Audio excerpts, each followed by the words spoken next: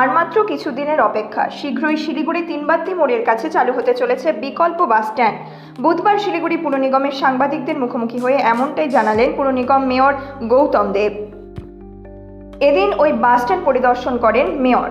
মূলত শিলিগুড়ি শহরকে যানজট মুক্ত করতে গত বছর তিনবাত্তি মোড়ের কাছে পরিবহন দপ্তরের উদ্যোগে বিকল্প একটি বাস স্ট্যান্ড গড়ে তোলার কাজ শুরু করা হয় শিলিগুড়ি পুর নিগমের সহায়তায়।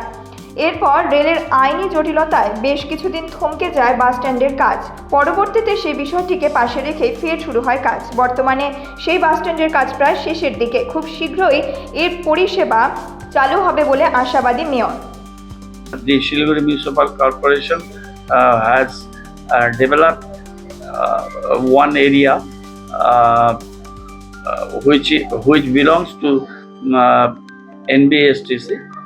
We developed the area having 15 bays, passengers waiting the adequate toilets, electricity, passenger shed, and all other modern amenities, so that passengers can take the opportunity of getting bus services from Tinbatti. The NBSTC officials, police personnel who have visited today, the government buses and some private bus owners will be operating from that newly built bus terminals.